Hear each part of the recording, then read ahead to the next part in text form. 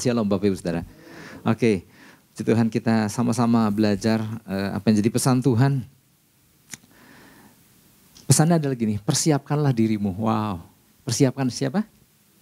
Diri kita, ya, diri saya Bapak Ibu Saudara. Kalau pesannya persiapkan diri, artinya apa sih? Artinya ada yang Tuhan mau lakukan dengan diri kita. Ada perkara-perkara yang pasti Tuhan gak mungkin lakukan perkara biasa. Ada perkara-perkara besar, amin. Yang Tuhan mau percayakan sama saya Bapak Ibu dan Saudara. Ya, kalau ini pesan datang di akhir tahun. Ya akhir tahun ya sekarang ya. Berapa hari lagi kita ganti tahun ya, wow. Artinya Tuhan, makanya kalau direnungkan Bapak Ibu Saudara, pesan minggu lalu kan Tuhan ingatkan kita bahwa kita adalah prajurit-prajuritnya Tuhan. Minggu ini Tuhan bilang persiapanlah dirimu. Wah, artinya ada sesuatu. Jadi jangan gini, maksudnya gini, jangan kita menapaki hari-hari ke depan dengan aduh gak tahu gimana ya ke depan gak tahu. Oh enggak, kita tahu ada sesuatu yang luar biasa yang Tuhan mau percayakan, katakan amin. Ya, artinya mari kita selesaikan tahun ini dan masuki tahun yang baru dengan suatu gairah yang luar biasa. Karena ternyata Tuhan selalu bergairah sama kita, katakan amin. Yang gak bergairah kan seringkali pihak manusianya ya. Seringkali lesu, seringkali aduh mau apa lagi yang Tuhan mau lakukan. Rasanya 2023 gak terjadi apa-apa ya. Itu kan pikiran manusia kan itu, sehingga merasa bahwa tahun-tahun selanjutnya pun gak akan lebih baik gitu ya. Tetapi ternyata kalau kita lihat pesan demi pesan Tuhan, kan Tuhan sangat optimis sekali. Bahkan Tuhan ingatkan engkau tuh prajurit Tuhan. Tuhan mau pakai menjadi alat-alat yang dahsyat, dan sekarang persiapkanlah dirimu, persiapkanlah diri kita. Ya, Bapak Ibu Saudara, kalau kita perhatikan di Alkitab selalu kan, waktu Tuhan mau menggunakan siapa saja, baik orang itu menyadari dan atau enggak menyadari, selalu Tuhan lakukan apa? Persiapan buat orang itu. Entahkah orang itu menyadari dan turut mempersiapkan diri. Tetapi kalau kita perhatikan, selalu ada masa persiapan. Ada masa apa? Persiapan. Bukan artinya Tuhan gak bisa pakai seseorang sekonyong-konyong, ya itu memang gimana Tuhan. Tetapi kalau kita perhatikan, untuk mempersiapkan seorang yang kelak akan menggantikan Musa, kan gak tiba-tiba Tuhan bilang siapa ya di antara ini? Oh ya udah dah, kamu aja dah, Joshua. Kelihatannya kamu kayak semangat nih, enggak. Ternyata jauh-jauh hari sebelumnya Tuhan sudah melakukan persiapan dengan cara bukan Tuhan yang melakukan persiapan, Tuhan sudah melibatkan Joshua di dalam berbagai persiapan demi persiapan. Tuhan sudah ajar Joshua, ya, yuk kau belajarlah cari Tuhan, kau belajar mendekat seperti Musa itu, gitu ya. Kau perhatikan apa yang Musa lakukan. Artinya baik Joshua sadar maupun gak menyadarinya, Tuhan lagi mempersiapkan diri seorang bernama Joshua. Demikian pula dengan tokoh-tokoh yang lain. Selalu ada yang namanya masa persiapan. Dan orang itu sadar gak sadar. Ya seringkali orang itu menyadari, wah aku harus mempersiapkan diri nih. Ya. Sama seperti halnya dengan seorang atlet cabang olahraga apapun gitu ya. Kalau sampai dia bisa ada di podium dan dikalungkan sebuah medali, ya atau lebih, bisa emas, perak, perunggu apapun, itu kan gak sekonyong-konyong dia menang. Tetapi ada masa persiapan yang dia jalani terlebih dahulu. Kadang-kadang ada istilah gini Bapak Ibu Saudara, seorang atlet medali pemegang rekor dunia ya, saya gak tahu ya apakah sudah dipecahkan atau belum, Usain Bolt ya, lari 100 meter. Dia pernah berkata gini, untuk lari kurang dari 10 detik, persiapannya kurang lebih 10 tahun. Artinya untuk dia bisa mencapai sebuah rekor lari tercepat di dunia. Enggak sekonyong-konyong dia bisa lari cepat. Ada masa persiapan. Mungkin larinya dulu enggak secepat itu. Mungkin kakinya enggak sekuat pada waktu ia memenangkan, tetapi ada masa di mana apa? Dia bangun sedemikian rupa hari lepas hari. Makanya dia bilang, hanya untuk menyelesaikan pertandingan di bawah 10 detik perlu waktu 10 tahun. Ya. Ya, artinya nggak ada yang datang tiba-tiba. Ya, di dalam Tuhan, meskipun memang nggak ada yang dikatakan seseorang itu siap untuk dipakai Tuhan, iya kan? Ini aku Tuhan, aku sangat siap gitu ya. Nggak ada. Meskipun nggak ada yang dikatakan layak untuk dikatakan siap, tetapi tetap ada masa persiapan. Ya. Ada masa di mana Tuhan persiapkan fondasi bagi orang-orang ini, atau setidaknya menyadari bahwa Tuhan sedang mempersiapkan diri kita. Oke, langsung kita baca ayatnya dulu ya. 2 Timotius 2 ayat 21. Saya mau ajak kita, atau gini, dari ayat 20 aja ya. Karena ini berkaitan.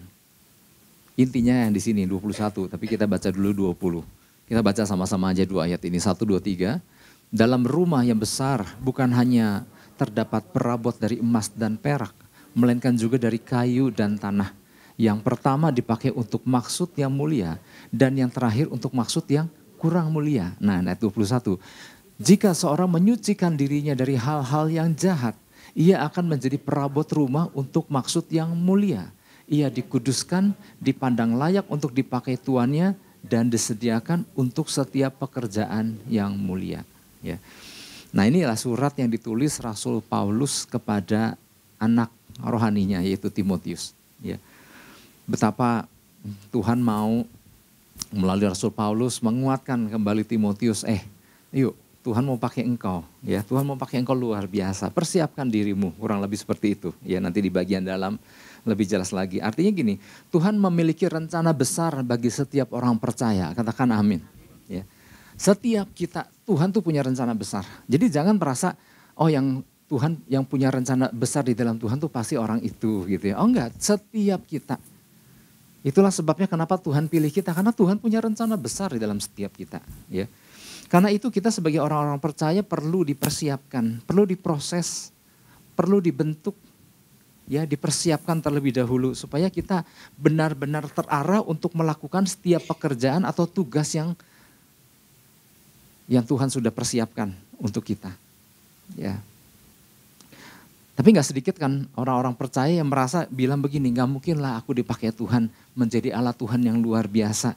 Karena kan aku ini kan orang biasa juga ya. Aku ini kan gak punya kemampuan apa-apa. Masih banyak orang yang lebih layak dari aku. Nah, seringkali kan di pihak orang percaya seringkali merasa begitu. Kadang orang percaya suka rendah hati yang salah ya. Padahal kalau kita ngerti pemilihan Tuhan atas kita bukan tanpa maksud dan tujuan. Karena kasih anugerahnya Tuhan pilih kita, selamatkan kita. Sementara ada banyak orang di luar sana yang belum mengenal Kristus. Artinya apa? Tuhan punya rencana dalam setiap kita. Dan kalau Tuhan punya rencana, rencananya bukan rencana yang biasa. Karena kita punya Tuhan yang dahsyat, katakan amin. Artinya rencananya apa? Besar. Rencananya luar biasa. Ya, jadi jangan dari pihak kitanya yang belum apa-apa udah nampik dulu. Enggak lah, pasti dia, bukan aku gitu. Nah, Alkitab sendiri menyatakan tadi ya di ayat ini bahwa di dalam rumah yang besar terdapat 2 jenis perabot. Dikatakan ada perabot dari emas dan perak untuk maksud yang mulia. Tetapi juga ada perabot dari kayu dan tanah untuk maksud yang kurang mulia. Ya. Nah, sekarang gini, apakah kita termasuk dalam jenis perabot yang mulia atau yang kurang mulia? Yang mulia siapa? Nah, yang gak mulia? Yang gak ngangkat tangan? Mulia apa gak mulia ya gitu ya. Nah, kadang-kadang kita pihak orang percaya aja gak yakin. Aku ini perabot untuk maksud yang mulia atau kurang mulia atau apa ya gitu ya. Ya, kriterianya mulia dan gak mulianya dari apa sih?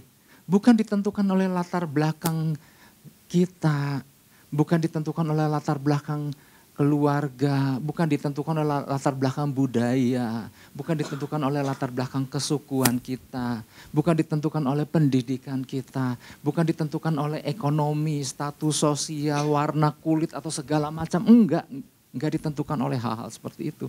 Yang mana pihak manusianya seringkali merasa hal-hal yang tadi itu adalah faktor-faktor yang menentukan. Enggak lah, nggak mungkin lah, aku dari keluargaku nggak ada yang dipakai Tuhan, rasanya aku juga nggak mungkin punya gitu ya. Nah kadang-kadang pendapat yang salah, pemikiran yang salah itu belum apa-apa udah merasa bahwa aku pasti ada di dalam kategori perabot yang kurang mulia.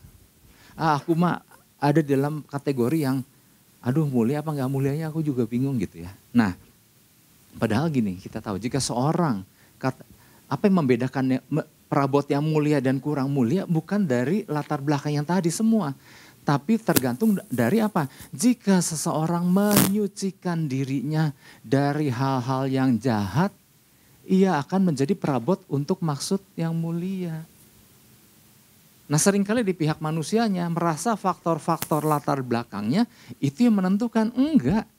Mau kita warnanya apa, suku apa, latar, segala macam latar, itu bukan itu. Tuhan gak menentukan berdasarkan itu. Tapi dari apakah kita mau menyucikan diri kita dari hal-hal yang jahat. Nanti dijelaskan apa sih maksud dari hal-hal yang jahat itu. Ya. Jadi untuk menjadi perabot Tuhan, untuk maksud yang mulia, yang dikuduskan dan dipandang layak, artinya apa? Ada harga yang harus dibayar. Ya. Ada persiapan-persiapan yang harus dilakukan. Juga termasuk keputusan-keputusan untuk memisahkan diri dari hal-hal yang gak berkenan. Kategorinya itu. Untuk menjadi perabot yang maksudnya mulia. Nah tinggal mana yang kita mau pilih. Ya. Gak sedikit kan orang percaya yang justru memilih untuk melakukan pekerjaan biasa. Enggak lah, gak mungkin lah. Aku mau pasti yang biasa punya. Ya. Dan merasa puas dengan menjadi perabot yang kurang mulia. Ya ini kan satu pandangan yang salah. Bahwa Tuhan mau pakai setiap kita apapun latar belakangnya. Untuk menjadi perabot yang, untuk maksud yang mulia. Aku mah pasti untuk hal yang biasa. Karena gini, kalau Tuhan mau pakai, aku kan Tuhan bisa pakai begitu aja, ya. Memang, ya, nggak salah. Kalau Tuhan mau pakai seseorang sekonyong-konyong tiba-tiba detik itu juga Tuhan punya kedaulatan kok. Tetapi ternyata seringkali kan kita lihat di Alkitab, bagaimana Tuhan mempersiapkan seseorang itu jauh hari sebelumnya. Untuk Tuhan bisa pakai Musa di usia 80, itu persiapannya kan 40 tahun pertama dan 40 tahun kedua untuk Tuhan bisa pakai Musa di 40 tahun ketiga. Dan Musa akhirnya menyadari kan, oh iya. Tadinya kan dia merasa, oh Tuhan aku ini kan seorang yang lemah, gak pandai bicara, berat mulut. Karena waktu Tuhan suruh Musa itu di usia 80. Di paruh yang ketiga. Karena Musa kan selesai di 120, jadi 40 tahun yang ketiga. Tapi di situ Musa menyadari, oh iya. Ternyata di 40 tahun pertama, sejak dari kecil pun, dari bayi dalam keranjang pun Tuhan sudah persiapkan aku. Bagaimana Tuhan didik aku di istana kerajaan. Bagaimana Tuhan bentuk aku di padang penggembalaan di Midian di 40 tahun kedua. Ya di Mesir 40 tahun pertama. Jadi ternyata Musa merenungkan, oh iya persiapan buat dia itu ternyata panjang. Ya. Ya. Tapi sebetulnya gini, lebih banyak orang percaya yang tidak terlalu ingin membayar harganya. Ya. Hal itu menunjukkan bahwa ternyata gini sih, sebenarnya intinya gini. Banyak orang percaya yang sebetulnya enggan meninggalkan zona nyamannya aja sebetulnya. Aduh mesti bayar harga mempersiapkan diri. Kan susah, belum tentu Tuhan pakai aku gitu. Akhirnya gak sedikit orang percaya merasa udah Tuhan gini aja deh, udah enak, udah puas gitu ya. Nah sampai kapan kita punya pemikiran yang seperti itu? Ya ingat kisah Gideon. Kalau gak Gideon diingatkan Tuhan, datang malaikat Tuhan berkata Gideon, pahlawan yang gagah berani Tuhan menyertai engkau. Kalau gak sampai Tuhan ngomong itu, Gideon belum juga. Dia masih terus bersembunyi di dalam ketakutannya dan merasa diri kecil. Nah gak sedikit kan ya didapati orang percaya yang merasa diri kecil. Dalam tanda kutip bersembunyi di dalam ketakutan. Merasa diri gak mampu.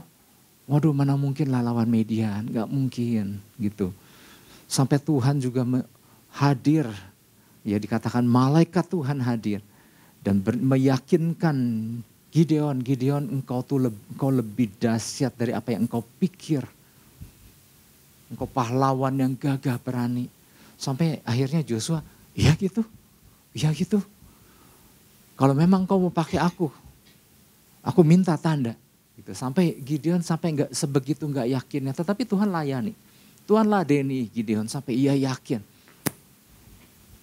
Nah itu gambaran atas orang-orang percaya yang seringkali bertindak seperti Gideon. Merasa nggak yakin.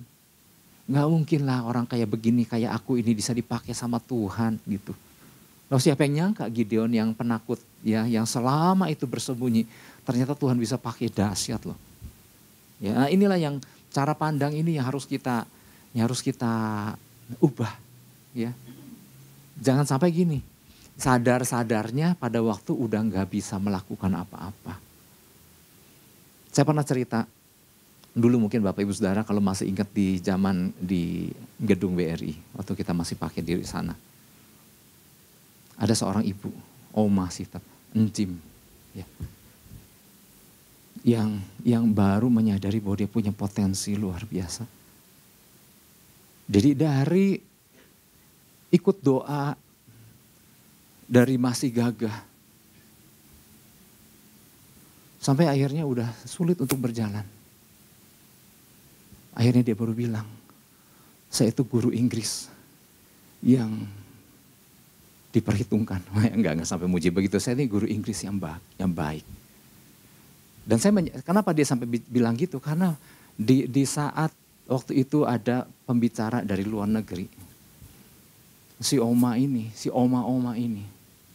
ketika didoakan, dia dibilang, dalam bahasa Inggris loh, aku gak perlu penterjemah. Dan dia sang hamba Tuhan menyampaikan perkataan Tuhan kepada dirinya, ya dalam bahasa Inggris gitu ya. Dan dia ngerti dan kemudian dia berkomunikasi dan saya kan ngedengerin, ibu bahasa Inggrisnya bagus. Bukan cuma sekedar bisa, tapi ibu bagus, fasih sekali. Oh iya, sejak muda memang saya seorang guru Inggris yang baik. Nah sedangkan dia ikut itu dari sehat. Saya bilang, Bu kenapa nggak ngomong? Kan banyak hal yang bisa kami fasilitasi dengan kemampuan seperti itu. Tapi pada waktu percakapan itu terjadi, dia sudah begitu sangat lemah.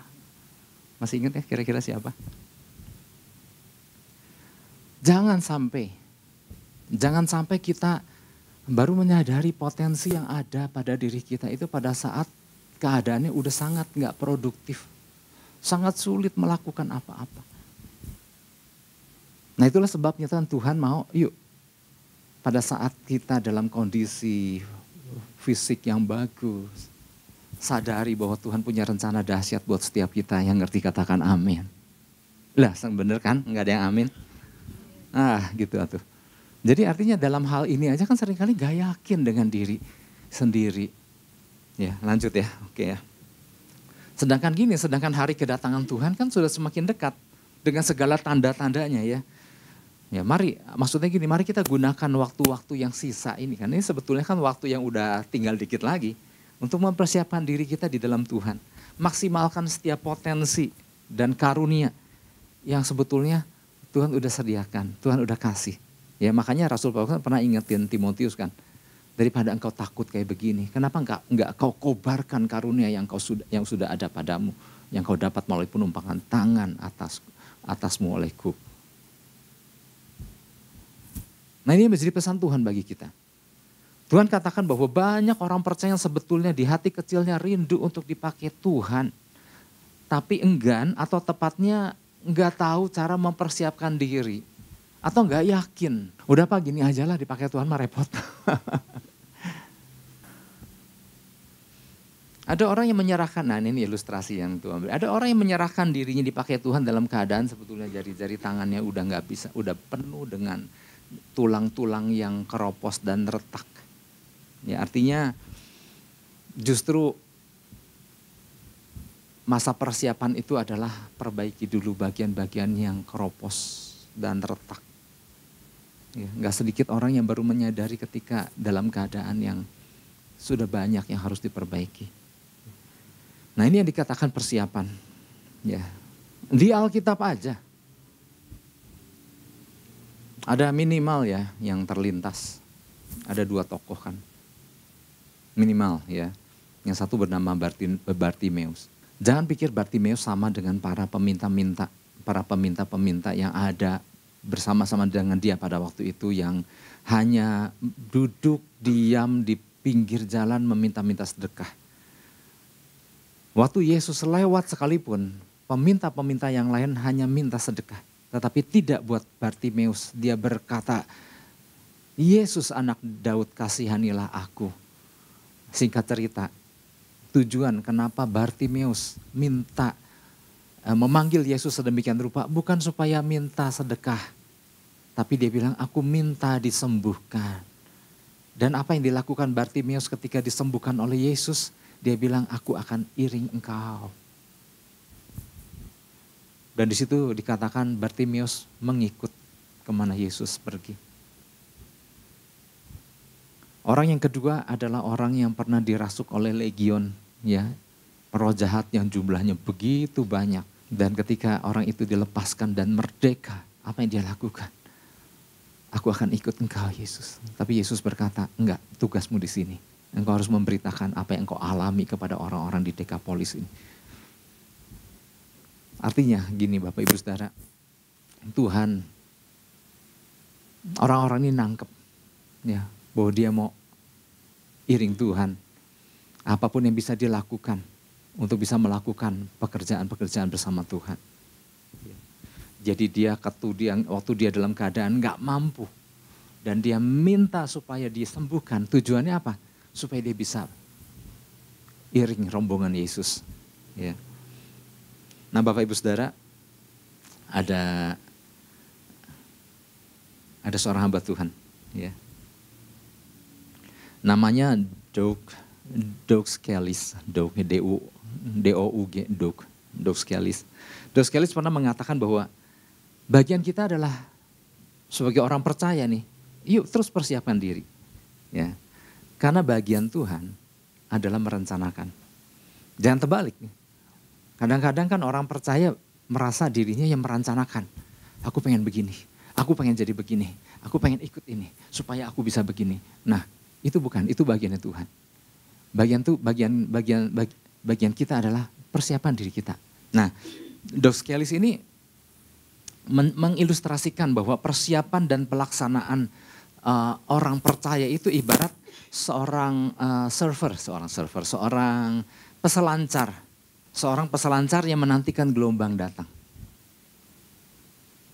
Ya kita tahu kan ya, orang yang hobi berselancar di atas gelombang laut itu adalah orang yang menantikan datangnya gelombang, ya kan?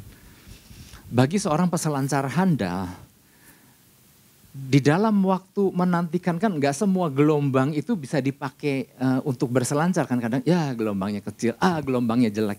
Tapi ada satu istilah di dalam dunia perselancar ini, pokoknya ada sebuah lobang ya. Waktu dia berselancar di atas gelombang itu ada sebuah lorong yang terbentuk. Waduh, itu sebuah kenikmatan tersendiri bagi seorang peselancar. Berselancar di bawah terowongan air ombak. Wow. Rip curl, betul. Jadi curl itu kayak ombak yang ngelipat gitu tuh. Waduh, itu kalau seorang peselancar ada di momen itu tuh rasanya itulah benar-benar satu kebanggaan ya, satu kenikmatan, dan itu nggak bisa didapat kalau cuma ombak gelombang-gelombang biasa. Nah, waktu seorang peselancar menantikan tipe gelombang seperti itu, apa yang dia lakukan? Dia menantikan, dia mempersiapkan diri. Dia udah ada di pinggir dengan papan surfing yang udah dia hamplas, yang udah dia lapisi dengan minyak ya, tentu ada tujuannya, yang kemudian dia udah persiapkan diri dia sedemikian rupa, dia mempersiapkan melihat cuaca ya, memungkinkan gak cuaca untuk timbulnya gelombang seperti itu, dan dia biasanya datang pagi-pagi hari untuk mempelajari. Artinya apa? Dia sedang ada di dalam fase persiapan. Dia ada di dalam fase mempersiapkan diri. Nah, kapan gelombang datang? Itu bagiannya Tuhan. Karena gelombang itu bisa datang sekonyong-konyong. Jadi ingat kayak waktu kemarin acara Natal kan, ada orang lumpuh yang 38 tahun gak bisa masuk kolam Bethesda itu karena gak ada orang yang bawa masuk. Kenapa? Menanti-nantikan, tapi gak ada. Ya, jangan sampai gara-gara gak mempersiapkan diri, gelombang datang berkali-kali, tapi karena gak mempersiapkan diri, jadi gelombang terjadi ya tanpa ada yang meresponi, tanpa ada si peselancar yang meresponi. Tapi waktu si peselancar itu menanti-nantikan dan dia mempersiapkan diri, dia akan melihat, wah gelombang datang dan dia masuk ke situ. Itulah sebuah momen yang luar biasa. Ini gambaran buat setiap kita Bapak Ibu Saudara. Kadang-kadang ada sebuah momentum luar biasa di mana inilah saatnya Tuhan melawat dan kemudian kalau diresponi dengan orang-orang percaya yang siap, terjadilah ledakan seperti murid-murid Yesus di Kisah Para Rasul. Mereka menanti-nantikan Roh Kudus turun atas mereka, memenuhi mereka. Dan kemudian ada satu momen di mana Tuhan hadir melawat secara dahsyat, memakai mereka menjadi alat-alat yang luar biasa. Maka jadilah gerakan orang-orang percaya di masa itu yang dahsyat. Ya. Jadi ada istilah gini, God does the planning, we do the preparing. Bagian Tuhan adalah merancangkan. Bagian kita adalah mempersiapkan diri. Ya. Nah, beberapa prinsip yang harus kita pahami berkaitan dengan pesan ini agar kita menjadi pribadi yang tahu mempersiapkan diri dengan baik. Ya, beberapa di antaranya adalah yang pertama, menjaga hidup tetap bersih. Ya, kembali ke ayat yang 2 Timotius 2 ayat 21, menjaga hidup tetap bersih. Wow, karena di sini kan ayatnya gini, jika seorang menyucikan dirinya dari hal-hal yang jahat, ia akan menjadi perabot rumah untuk maksud yang mulia. Ia dikuduskan, dipandang layak untuk dipakai tuannya dan disediakan untuk setiap pekerjaan yang mulia. Ya, penekanannya ini, jika seorang menyucikan dirinya dari hal-hal yang jahat. Bapak Ibu Saudara, pesan ini disampaikan oleh Rasul Paulus kepada anak rohaninya yang bernama Timotius dalam kaitannya tentang pada waktu itu. Banyaknya atau mulai banyaknya penyimpangan atau penyesatan yang dilakukan oleh guru-guru palsu pada waktu itu. Ya. Yang masuk ke dalam berbagai, yang seolah-olah mengajarkan pengajaran Tuhan, tetapi mereka menyimpangkannya. Ya. Dan Rasul Paulus menantang Timotius, yang menantang dalam arti men-challenge dia, ayo berani gak kamu menyucikan dirimu dari hal-hal yang jahat kalau memang engkau mau dipakai Tuhan menjadi alat yang luar biasa. Ya. Jadi Rasul Paulus ingatkan Timotius, ayo oleh sebab itu engkau pun harus terus menguduskan dirimu, menguduskan hatimu untuk tetap berada dalam motivasi yang benar di tengah berbagai tantangan yang dihadapi. Ya. Sebagaimana Rasul Paulus juga pernah mengatakan tentang dirinya bahwa aku selalu menyucikan diriku dari segala aku selalu menjaga hati nuraniku untuk tetap bersih. Ya. Jadi Rasul Paulus pun mengingatkan kepada Timotius, ayo engkau pun harus selalu menyucikan dirimu, hatimu dari segala macam hal-hal yang salah. Jangan sampai ada hal yang salah dalam hatimu gitu maksudnya kurang lebih. Karena gini, penyesatan itu terjadi ketika hati seseorang mulai dikotori oleh berbagai hal. Nggak ada orang yang punya cita-cita menjadi pengajar sesat, nggak ada. Nggak ada orang yang punya cita-cita jadi guru palsu, nggak ada. Tetapi guru palsu itu terbentuk berasal dari kalangan orang-orang percaya yang hatinya dibiarkan kotor. Akhirnya muncullah pengajaran yang tersimpangkan. Yang dia pikir ini murni gitu. Padahal sudah terjadi pembelokan. Kalau kita perhatikan, ini kan ayat 21. Kalau kita perhatikan ayat 16-17, ada Rasul Paulus menyebut 2 orang nama. Ya, kalau kita pernah membacanya. Tapi hindarilah omongan yang kosong dan yang tak suci, yang hanya menambah kefasikan. Perkataan mereka menjalar seperti penyakit kanker. Di antara mereka termasuk Himeneus dan Filetus. Oh, Himeneus dan Filetus. Mungkin kita pernah, dan Filetus disebutkan sekali, tapi Himeneus disebutkan 2 kali. Di 1 Timotius 1, tapi nggak usah dibuka lah. Di situ pernah disebutkan ada Himeneus dan Alexander. Ada pendapat yang mengatakan bahwa Himeneus ini 2 orang yang berbeda, tapi juga ada dukungan dari pendapat-pendapat yang mengatakan bahwa ini dari orang yang sama.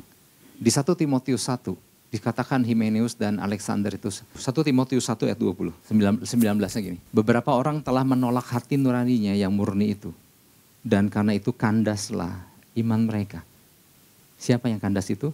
Di antaranya Himeneus dan Alexander, yang telah kuserahkan kepada iblis supaya jera mereka menghujat. Ya. Jadi di situ dikatakan bahwa ada satu pribadi yang bernama Himeneus. Ya, dan bersama Alexander mereka mereka kandas iman mereka. Mereka sebetulnya adalah pelayan-pelayan, anak-anak buah, anak-anak rohani Rasul Paulus yang sebetulnya orang-orang yang luar biasa.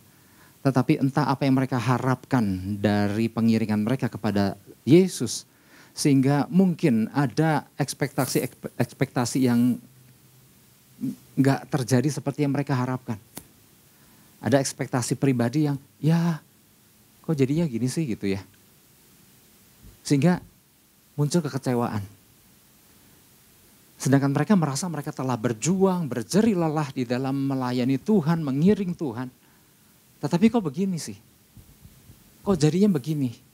Lah jadinya begini artinya gini, nggak seperti yang diharapkan. Nah itulah sebabnya kenapa waktu kita iring Tuhan jangan kita mengharapkan sesuatu harus terjadi seperti yang kita mau. Tapi belajar menyelaraskan diri kita sama Tuhan. Engkau yang punya rencana Tuhan. Nah ketika ada ekspektasi yang ya nggak terjadi. Kemudian mereka kecewa. Terus kecewa kemudian diajak sungguh-sungguh lagi. Aduh kemarin aja Tuhan mengecewakan, sekarang aku suruh ngajar betapa kita punya Yesus yang sangat memegang teguh perkataannya. Rasanya itu udah mulai sulit keluar dari perkataan dari Himeneus. Kenapa? Ada iman yang mulai kandas. Nah masuk 2 Timotius tadi, dia mulai punya teman namanya Filetus. Dan di situ dikatakan kalau kita baca di 2 Timotius yang tadi yang sesuai ayat yang tadi 2 Timotius 2 ayat 21 di perikop itu. Di situ Himeneus dan Filetus sudah punya pengajaran. Dan pengajaran itu bertentangan dengan apa yang Rasul Paulus ajarkan yang berasal dari Tuhan Yesus. Kenapa? Dari hati yang kecewa. Mulai muncul pendapat-pendapat sendiri. Kemudian karena dia seorang pengajar maka dia mengajarkan pada banyak orang. Tapi pengajarannya udah berbeda. Itu asal mulanya pengajaran sesat. Makanya kan banyak sekali pengajaran-pengajaran yang menyimpang. Gara-gara dimulai dari apa? Hati. Mau kecewa, hati yang pahit, hati yang gak puas, hati yang begini dan begitu. Dan karena mereka adalah para pengiring-pengiring Tuhan yang luar biasa, maka mulai punya pendapat pribadi. Dan itu mereka ajarkan. Kekecewaan dan demi kekecewaan yang terus dibiarkan masuk, maka terjadilah kekandasan iman. Ya, masa Tuhan gak perhitungkan keseriusan aku sih, maka aku dibiarkan mengalami ini dan itu. Mulai saat ini aku mau biasa-biasa aja di dalam Tuhan. Tapi karena mereka adalah seorang pelayan-pelayan, adalah pengajar-pengajar, maka itu mereka tuangkan dalam pengajaran mereka. Hanya orang yang paham tentang fondasi kebenaran yang bisa membedakan. Enggak ditelan bulat-bulat. Nah Rick Warren, Bapak Ibu Saudara, kita pernah dengar kan seorang gembala sekaligus juga seorang yang menulis buku Purpose Driven Life. Dia bilang begini, Tuhan bisa menggunakan seorang percaya yang punya bejana kecil. Bejanaku kan kecil. Enggak mungkin lah Tuhan, Tuhan bisa pakai meskipun orang itu punya bejana kecil. Katakan amin. Dari Warren juga bilang Tuhan bisa pakai seseorang dengan bejana yang kayaknya dari tampak luarnya bejana ini kok kayak biasa-biasa. Ya kalau bicara soal bejana kan ada yang waduh artistik sekali. Tapi juga ada bejana yang kayak gerabah gitu yang nggak bentuknya nggak jelas. Terlalu sederhana. Oh enggak, jangan pikir yang model begini nggak bisa Tuhan. Tuhan bisa pakai bejana yang tampak sangat sederhana. Dan Tuhan juga bisa pakai seseorang yang memiliki bejana yang aduh bejanaku kan udah babak belur, rusak, udah berantakan. Tuhan bisa pakai orang yang memiliki bejana yang seperti itu. Lalu Warren meneruskan, hanya satu tipe bejana yang Tuhan gak mau pakai, bejana yang kotor. Bejana boleh kecil, tapi kalau itu bersih Tuhan pakai. Bejana boleh kelihatannya sangat sederhana, sangat simpel, sangat plain. Asal dalamnya bersih Tuhan bisa pakai. Bejanaku retak, bejanaku semplak. Selama itu dalamnya bersih Tuhan pakai. Hanya satu yang Tuhan gak mau pakai. Kalau kotor isinya. Ya. Makanya ada istilah gini ya. Rick Warren bilang begini. God uses small vessels. God uses plain vessels. God uses even broken vessels. But he will not use a dirty vessel. Tuhan bisa pakai model apapun, sekecil, sebesar apapun bejana yang kita miliki. Tapi hanya satu yang dia gak bisa pakai. Kalau kotor. Itulah sebabnya Yesus pernah bilangkan di dalam Matius 23 ayat 26. Di situ dikatakan, hai orang Farisi yang buta. Bersihkanlah dahulu sebelah dalam cawan itu, maka sebelah luarnya juga akan bersih. Yang jadi masalah, orang Farisi ini kan sebetulnya orang yang penuh pengetahuan, yang punya segudang pengajaran, pengetahuan yang luar biasa. Tetapi gini, Tuhan gak bisa pakai orang-orang ini. Kenapa? Dalamnya kotor. Ya, makanya Yesus tegur kan keras banget. Bersihkan dahulu sebelah dalam cawan itu. Ya. Oleh sebab itu Bapak Ibu Saudara, siapapun kita, para orang-orang percaya, para pelayan Tuhan, para hamba-hamba Tuhan. Yang dibutuhkan adalah seperti tadi 2 Timotius 2 ayat 20 itu tadi. Di situ dikatakan bersihkan dulu. Setiap orang yang menyucikan dirinya dari hal-hal yang jahat, dia akan menjadi perabot rumah untuk maksud yang mulia. Karena gini Bapak Ibu Saudara, ini bejana ini nih. Bejana hati ini kalau nggak dibersihkan, waduh itu yang namanya penyimpangan itu gampang sekali. Ya. Misalnya seseorang pelayan Tuhan, sering dibantu, sering ditolong, sering diberikan sesuatu. Ya, artinya gini, silakan aja, saya juga nggak tahu siapa aja. Maksudnya ini hanya contoh asal aja. Apakah kita masih tetap menjaga hati tetap murni ketika orang yang sering tolong, sering bantu, sering memberikan sesuatu, melakukan pelanggaran? Apakah dari mulut kita tetap keluar pengajaran yang bersih, yang berani berkata apa yang kau lakukan itu salah? Di situ kita diuji. Apakah kita tetap akan menjaga hati kita tetap bersih? Aduh, tapi kan aku sering dibantu tuh nggak enak atuh, kamu aja lah nggak enak gitu. Nah, pada waktu kita mulai merasa sungkan untuk mengatakan yang benar, maka sebetulnya kita lagi membiarkan ada kekotoran di hati kita. Atau begini, atau kita menyembunyikan sesuatu. Ya, kalau saya bicara gini artinya kan untuk kita semua termasuk saya. Kalau kita menyembunyikan sesuatu yang kita tahu salah dan orang lain nggak ada yang tahu. Dan kita masih pelihara itu baik-baik. Atau kita menyampaikan sesuatu. Biasanya kita akan men-skip bagian yang itu. Aduh, yang ini kan aku masih suka melanggar, dilewat. Artinya kita lagi membiarkan ada kekotoran di hati kita, di dalam bejana tersebut. Karena dari situlah penyesatan itu biasanya yang dialami oleh Hymenaeus, Alexander, Hymenaeus dan Philetus. Hymenaeus dan Alexander adalah awal mula mereka kandas imannya. Hymenaeus kemudian mengajak punya teman yang baru yang namanya Philetus, dan dia sudah lahir pengajaran yang palsu di situ. Ketika membiarkan ada kekotoran. Bagian kita adalah gini, persiapkan bejana hati kita. Sama seperti waktu Daud datang kepada Tuhan, minta diselidiki. Kadang-kadang gini kan, orang gak menyadari ada hal yang salah, ada hal yang menyimpang. Kalau enggak sengaja datang sama Tuhan minta diselidiki. Ada waktu yang kita luangkan datang sama Tuhan selidiki. Aku, lihatlah hatiku. Apakah jalanku serong? Wow, ini luar biasa. Makanya Daud kalau sampai bisa datang, dan itu ditulis bukan di dalam satu kali Mazmur aja, di dalam beberapa Mazmur lain. Daud sengaja datang sama Tuhan minta di-examine, minta di MRI, minta di ronsen, bahkan MRI itu lebih tajam lagi dari ronsen, dari ujung kepala sampai telapak kaki, minta diperiksa.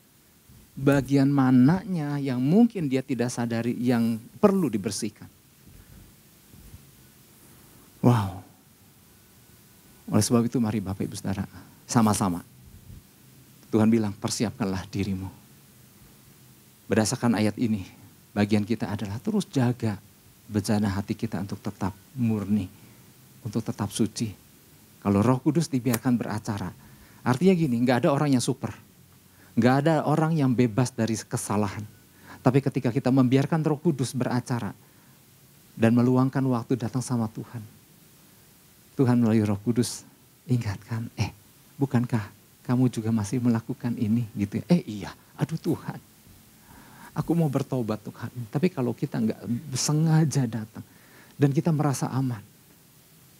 Dan kita mulai pilih-pilih dalam menyampaikan. Maka apa yang terjadi? Dari situlah awal mula kejatuhan Himeneus di situ. Oleh sebab itu mari Bapak Ibu Saudara, ketika Tuhan bilang persiapkan diri kita. Mari kita sama-sama persiapkan diri kita sedemikian rupa. Kita datang bersyukur kalau ada kakak rohani. Bersyukur ada orang tua rohani. Kita bisa berkonsultasi, kita bisa bertanya. Tapi bersyukur yang paling adalah waktu kita datang sama Tuhan. Tuhan kita minta tolong Tuhan bukakan hal-hal yang kita mungkin gak sadari. Yang ngerti katakan amin. Yang mau dipakai Tuhan luar biasa katakan amin. Dan beri tepuk tangan buat Tuhan Yesus. Haleluya.